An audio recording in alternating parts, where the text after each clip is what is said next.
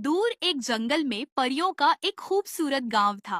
परियां वहां हंसी खुशी रह रही थी कि अचानक गांव में से कुछ परियां गायब होने लग गईं।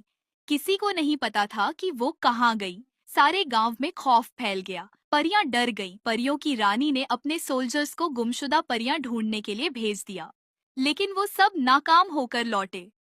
उसी गांव में परियों का एक पिंक सैलून था। गुल उस सैलून को चलाती थी। वो बहुत ही टैलेंटेड आर्टिस्ट थी और बहुत खुश मिजाज थी। वो सारा दिन तितलियों की मदद से खूबसूरत फूल ढूंढती रहती और फिर घर आकर वो उनसे बहुत सारी मेकअप प्रोडक्ट्स बनाने की प्रैक्टिस करती रहती।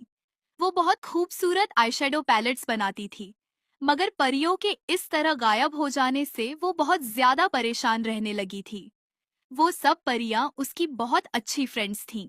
शाम को वो कुछ हर्ब्स लेने के लिए ऊंचे पहाड़ की तरफ जाती है कि तभी वो देखती है रानी के गार्ड्स एक परी को जबरदस्ती गार में लेके जा रहे हैं।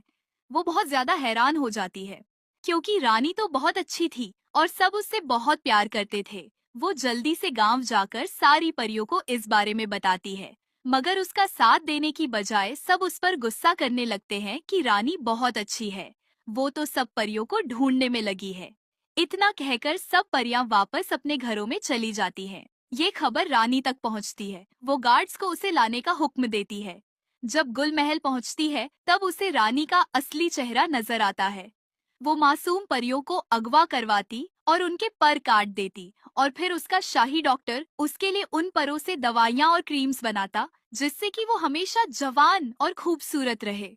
वो खूबसूरत और जवान दिखने के लिए कुछ भी कर सकती थी। इसी तरह वो मासूम परियों को अपनी खूबसूरती के लिए इस्तेमाल करती और उन्हें हमेशा के लिए महल में कैदी बना देती। सिपाही गुल के भी पर काट देते हैं और उसे रानी को पेश करते हैं। वो गुल को कैद करने की बजाय उसे बहुत दूर एक अंधेरे जंगल में फेंकवा देती है, जहाँ से बाहर वो कभी नहीं निकल सकती।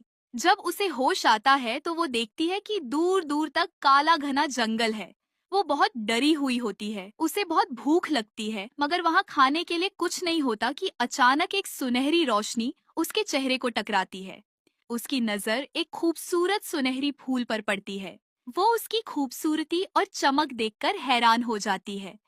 वो उसको खाने लगती है कि तभी सुनहरी रोशनी से जंगल चमक जाता है और गुल के पर वापस आ जाते हैं, पहले से ज्यादा खूबसूरत और मजबूत। वो मेकअप से अपना हुलिया बदलती है और जहरीले फूलों और जड़ी बूटियों से मेकअप तैयार करती है और जहर बनाती है।